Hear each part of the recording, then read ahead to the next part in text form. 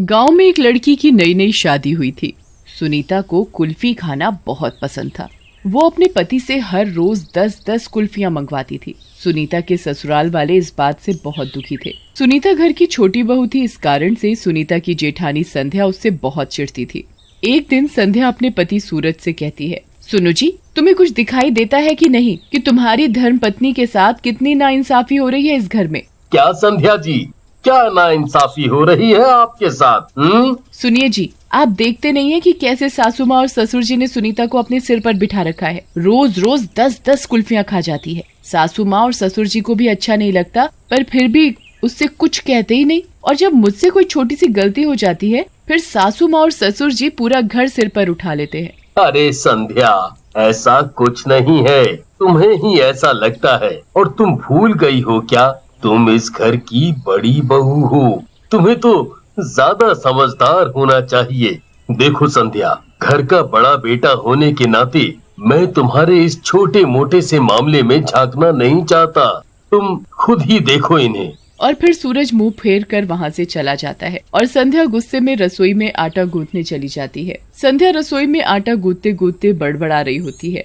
तभी वहाँ सुनीता कुल्फी खाते खाते आ जाती है। संध्या सुनीता को देखकर बहुत गुस्से में आ जाती है और उसको टक्कर मार देती है, जिसकी वजह से सुनीता की कुल्फी आटे में गिर जाती है और सारा आटा खराब हो जाता है। ये क्या कर दिया? हे भगवान, कभी कुल्फी से हटकर कहीं और भी ध्यान लगा लिया करो, पर नहीं, पूरे घर ने तुम्हें सिर पर चढ़ा रखा है। सारे घर वाले अपने कमरे में चले जाते हैं। इस सुनीता का तो कुछ करना पड़ेगा, बहुत हो गया इस सुनीता का। रात को जब सुनीता फ्रिज में से कुल्फी लेकर अपने कमरे में जा रही होती है, तब संध्या सारे घर की लाइट का फ्यूज उड़ाकर अंधेरे में सुनीता के पास आ रही होती है। अरे, ये लाइट कैसे चली गई? तभी पीछे से संध्या अपने हाथ में चाकू लेकर सुनीता को चाकू से मार देती है और सुनीता मर जाती है। फिर संध्या घर का सारा सामान इधर उधर फैला देती है ताकि सबको ये लगे कि घर में कोई चोर आया था, तो ये सब उसने किया है और सुनीता का खून भी उन्होंने ही किया है। फिर संध्या घर की लाइट जलाकर अपने कमरे में चली जाती है। सुनीता की लाश अभी भी वहीं पड़ी होती है। सुनीता का पति राजीव जब उसे ढूंढते हुए किचन के पास पहुंचता है तो चौंक जाता है। सुनीता!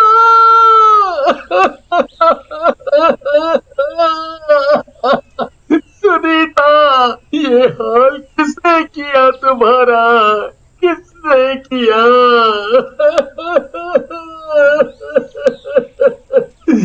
सुनीता, सुनीता! राजीव की चिल्लाने की आवाज सुनकर सभी घर वाले वहां आ जाते हैं। सुनीता की लाश देखकर सारे घर वाले चौंक जाते हैं। हे भगवान, ये क्या हो गया हमारी सुनीता के साथ? मैं तो हमेशा इसे अपनी बहन जैसा प्यार करती थी। किसने मारा हमारी बहन को?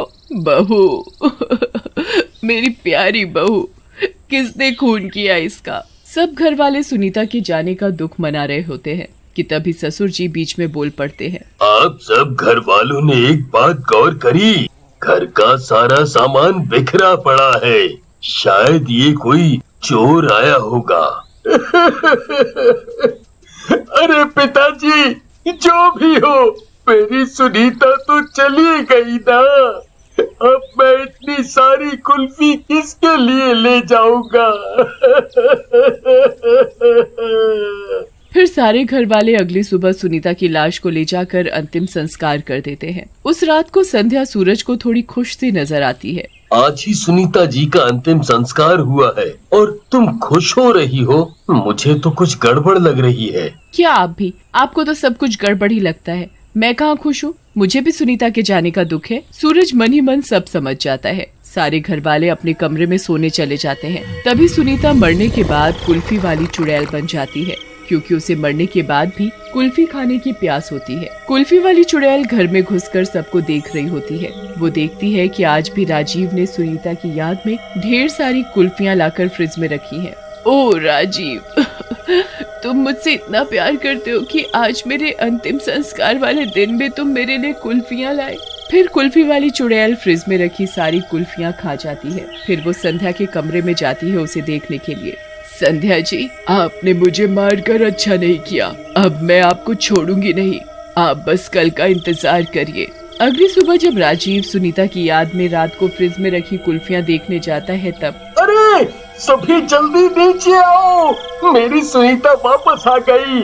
देखो देखो ना, सारी कुल्फियां गायब हैं। पक्का सुनीता ही हो सकती है, इतनी सारी कुल्फियां खाने वाली। सारे घर वाले नीचे आकर सब देखते हैं और सब चौंक जाते हैं। संध्या को भी कुछ गड़बड़ लगती है, इसलिए वो भी घबरा जाती है। खाने का समय हो जाता है। संध्या सबके लिए खाना बनाकर खाना परोसती है। संध्या जब खुद का खाना खाने के लिए बैठती है तो कुल्फी वाली चुड़ैल संध्या का सारा खाना कुल्फी में बदल देती है। संध्या अपना खाना देखकर चौंक जाती है। ये मेरा खाना कुल्फी में कैसे बदल गया? लगता है सुनीता की मौत की वजह से मेरा सिर घूम गया है। मैं थोड़ी देर बाद खाना खाऊंगी, अभी सो जाती हूँ। थोड़ी देर बाद जब वो सोकर उठती है तो वो बाथरूम में अपना मुंह धोने चली जाती है। जब वो मुंह धोकर अपना चेहरा आईने में देखती है तो उसे अपने चेहरे की जगह कुल्फी नजर आती है। ये क्या हो गया? मेरा चेहरा, ये मैं कुल्फी क्यों नजर आ रही है? संध्या डर कर बाथरूम से बाहर आ जाती है और उसे सारी चीजें कुल्फी में नजर आती है। संध्या बहुत डर जाती है और वो अपने घर के बाहर आ जाती है। वो अपने घर के बाहर आकर जोर जोर से चिल्लाने लगती है, सूरज, सासू माँ, ससुर जी, सब नीचे आइए, देखिए ये सब क्या हो रहा है मेरे साथ। जब सारे घर वाले नीचे आते हैं तो उसे घर वाली कुल्फी में बदलते हुए नजर आते हैं। ये सब कुल्फी वाली चुड़ैल संध्या को परेशान करने के लिए करती है। अरे संध्या, क्या हो गया? तुम इतना चिल्ला क्यों रही हो? फिर संध्या को पीछे से ऐसा लगता है कि कुल्फी वाली चुड़ैल अपने डरावने रूप में खड़ी हुई है। वो उसका डरावना रूप देखकर बहुत डर जाती है। कुल्फी वाली चुड़ैल के बड़े बड़े नाखून, लाल लाल आंखें और बहुत ही डरावना शरीर। लेकिन वो चुड़ैल सारे घर वालों को नहीं दिखती। संध्या सूरज को कुछ बता नहीं पाती है। वो डर के मारे कुछ बोल ही नहीं पाती है। इसलिए सूरज संध्या को अपने बेडरूम में ले जाकर आराम करने के लिए बोलता है। सारे घर वाले संध्या की ऐसी हालत देखकर बहुत डर जाते हैं। अगली सुबह जब संध्या उठती है तो वो बहुत डरी हुई होती है। हे भगवान, अब मैं क्या करूं? सुनीता की आत्मा अब मुझे नहीं छोड़ेगी। अब बचने का एक ही रास्ता है, किसी तांत्रिक को बुलाना पड़ेगा।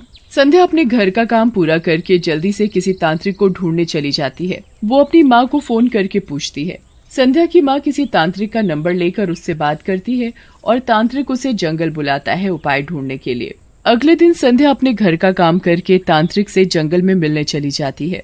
जैसा कि मैंने बताया था आपको कि मेरे हाथों मेरी देवरानी का खून हो चुका था, उसकी आत्मा मेरे पीछे पड़ी हुई है, इसीलिए मैं आपसे मदद मांगने आई हूँ। हाँ संध्या, मुझे सब पता है, बस तुम्हें मेरा एक काम करना पड़ेगा। तुम्हें सुनीता का कोई भी उसका पहनने का कपड़ा या उसके बाद या उसकी कोई भी चीज जो वो हमेशा अपने साथ रखती थी, वो तुम्हें मुझे लाकर देनी पड़ेगी। जैसे जैसा तांत्रिक ने कहा था, संध्या सुनीता के कपड़े तांत्रिक को दे देती है। अब तुम्हें मेरे साथ मेरे जादू टोने में मदद करनी पड़ेगी ताकि वो आत्मा तुम्हारा पीछा छोड़ दे। तांत्रिक जी, आप जैसा बोलेंगे मैं वैसा करूंगी। तांत्रिक अपना जादू टोना करना शुरू करता है। वो मिट्टी की एक गुड़िया बनाता है। सुनीता के कपड़े में से छोटा सा कपड़ा फाड़कर उस मिट्टी की गुड़िया को पहना देता है। वो एक बड़ा सा गोला बनाकर बीच में आग लगा देता है और उस आत्मा को बुलाने की कोशिश करता है। कुल्फी वाली चुड़ैल जल्दी से वहाँ पहुँच जाती है। कुल्फी वाली चुड़ैल बहुत शक्तिशाली थी, इसलिए वो आग में अपनी शक्तियों से बहुत सारी कुल्फी डाल देती है, जिसकी वजह से आग बुझ जाती है। जब बाबा कुल्फी वाली चुड़ैल को देखता है तो वो बहुत डर जाता है और संध्या को वहीं अकेला छोड़कर जंगल से भाग जाता है। मुझे माफ कर दो सुनीता, मैंने तुम्हारे साथ बहुत गलत किया। मुझे अपनी गलती का पछतावा है। मेरी गलती सुधर तो नहीं सकती, पर तुम मुझे माफ कर दो, मुझे मत मारो। आपने मेरे साथ बहुत गलत किया, लेकिन क्योंकि आपको अपनी गलती का पछतावा है, इसलिए आपको अपनी गलती सभी घर वालों को बतानी पड़ेगी कि मेरा खून आपने ही किया है। हाँ, ठीक है, मैं सबको बता दूंगी। कुल्फी वाली चुड़ैल फिर वहाँ से चली जाती है। उस समय बहुत रात हो चुकी थी और संध्या का पति सूरज संध्या को ढूंढते ढूंढते जंगल पहुँच जाता है। सूरज संध्या और कुल्फी वाली चुड़ैल की सारी बातें सुन लेता है। मुझे पता था कि सुनीता भाभी का खून तूने ही किया है। तेरी करतूत तो सबको पता चलनी ही चाहिए। तुझे तो मैं पुलिस के हवाले कर दूंगा। सूरज संध्या को गुस्से से घर ले जाता है और सबको इसके बारे में बताता है।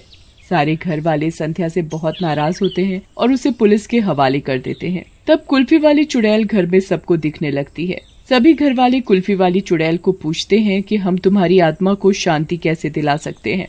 आप घर में कुछ कुल्फी मिलाकर जला दीजिए, जिससे मेरी आत्मा को शांति मिल जाए। जैसा कुल्फी वाली चुड़ैल कहती है, सारे घर वाले वैसा ही करते हैं। वो कुछ कुल्फियाँ लाकर उसे जला देते हैं। तभी कुल्फी वाली चुड़ैल की आत्मा गायब हो जाती है और वो वहाँ से हमेशा हमेशा के लिए चली जाती है।